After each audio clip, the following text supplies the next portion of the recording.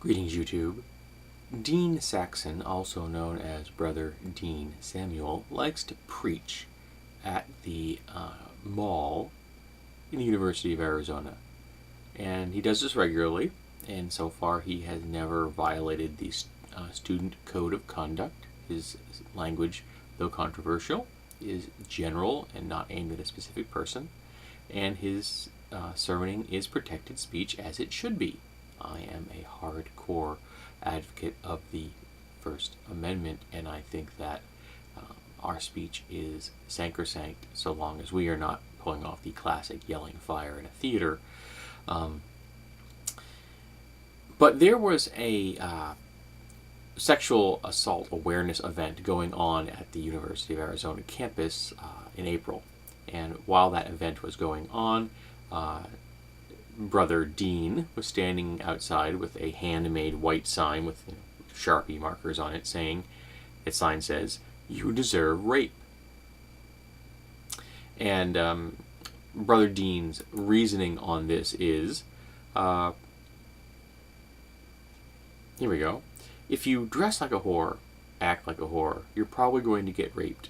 It's in quotes, direct quote. Additionally, I think that girls that dress and act like they should realize that they do have a partial responsibility, because I believe that they're pretty much asking for it, which is quite possibly the most direct and specific endorsement of the patriarchy that I have ever encountered, and of dogmatic religious views, not to mention sexism and misogyny, all rolled into one big ball of crap. Somewhere there's a dung beetle that's salivating. I think that Brother Dean is possibly, and I'm just going to throw this out there, potentially, perhaps, ignorant of a few facts. That it is not only women dressed in a particular mode of attire that are the survivors of sexual assault. That children are raped, who in fact do not dress in a specific manner. Octogenarian women are raped, 70 years old, 80-year-olds, 90-year-olds, and I don't believe that they dress in a particularly provocative manner. And this is probably going to come as a shock to Brother Dean, men have been known to be sexually assaulted, and not just in prison movies, but in real life. And I don't believe they were dressed in a manner that said, "Come, rape me." Of course, the reality is that no one deserves to be raped. No one is asking to be raped. That rape is a crime committed by an attacker, a perpetrator, and upon a survivor of that action. That the behavior of that survivor has pretty much nothing to do. Now, they may trip some kind of trigger in someone's head, but that trigger is inside the head of a rapist. And I don't think we should be concerning ourselves with fashioning our lives around how the mind of a rapist works. I think it's important to realize that this crime is solely on the shoulders of the rapist. So long as the rapist doesn't rape, we're all good. And in a civilized society, we could all walk around buck naked, and everyone will be fine.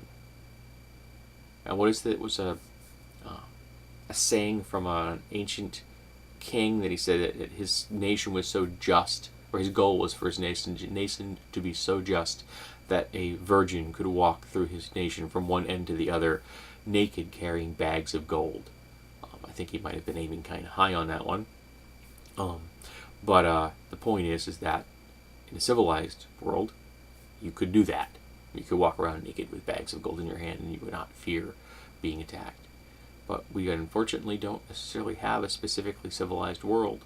And in it, there are people who have decided, for many different reasons, that it is their right to assault and harm others. And some of them exercise that right through sexual assault. And we need to make sure that they understand that we're in on it. We get it. We know what you're doing, and we're not going to allow it. We're not going to pass it off as oh, they're just being boys, or, in youthful indiscretion, or, no, oh, he was drunk. It doesn't matter. And remember, before the men's right activists show up, women can rape as well, both other women and men. So I'm not letting them off the hook either.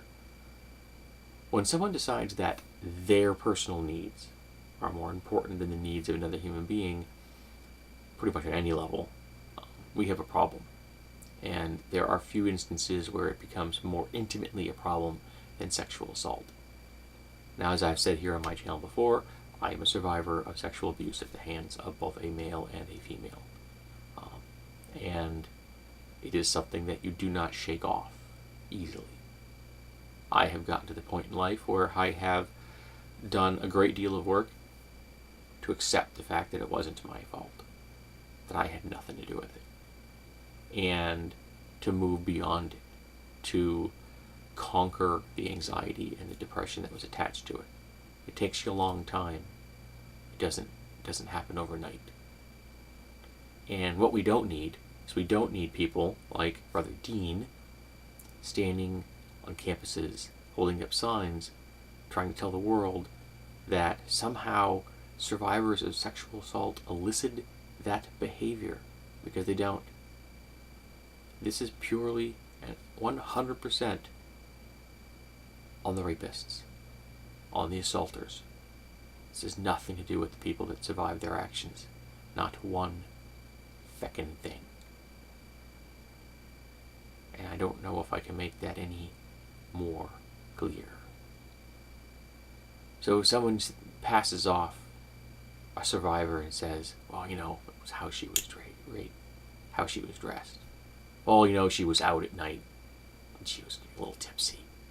Or she went to a frat party. What did you expect?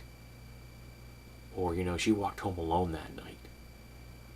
Doesn't matter where she was, or he was, or they were. Doesn't matter what they were doing, or how they were dressed, or what behavior they were engaged in, or who they hung out with. It does not matter. No one asks for this. No one wants it. No one deserves it. And it is fully and completely the responsibility of their attacker. I was recently told that someone enjoys when at the end of my videos I smile. So I'm going to try to bring this up on a more positive note. Remember, we are in on it. We know what the rapists and the attackers do and why they do it. We're not going to let them get away with it. We're not going to cover for them anymore. We're going to say, you are an attacker. You are a rapist. And it's your responsibility not to do that. We can take back the night. We can take back the day. We can help forge and found a better and more civilized world. But we have to be open, we have to be honest, and we have to be compassionate to each other, don't we?